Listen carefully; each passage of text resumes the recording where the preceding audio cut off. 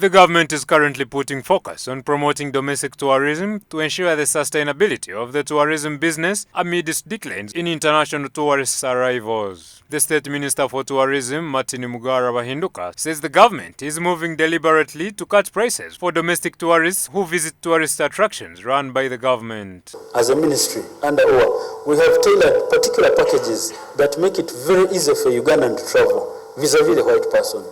For instance, a Ugandan entering the park will pay around 20,000 shillings to enter the park.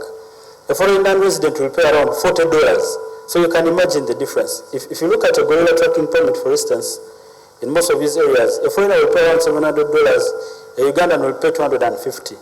So we are doing all this in consideration of the Ugandan traveler to go and be a part, first of all, appreciate the beauty of this country, but also contribute to the development, because if you go and you eat food from the local communities, somehow there is a ripple effect that impacts the whole community. There have been cases on human-wildlife conflicts in the conservation areas. The minister said that the government is doing all it takes to protect both the animals and the people. He cited the ongoing fencing of the boundaries between wildlife reserves and people's land. The best way forward would be to have these areas fenced off.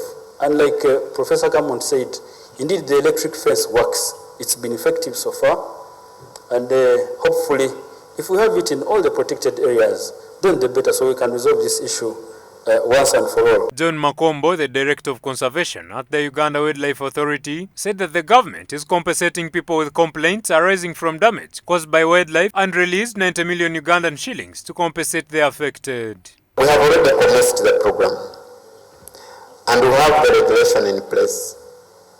So we have commenced, we have already compensated about 38 cases, and this actually amounted to about 90 million.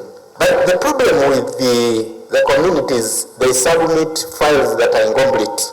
The Honorable Mugara appealed to journalists to report positively on Uganda to attract tourists in the country. Tourism is a very sensitive sector, very, very sensitive. A small comment will have cancellations the following day. Hopefully you people just report well about this. After all, it is yours, whether you want it or not. The differences should not make us report carelessly. You had introduced electrical fencing, and it seems to have worked.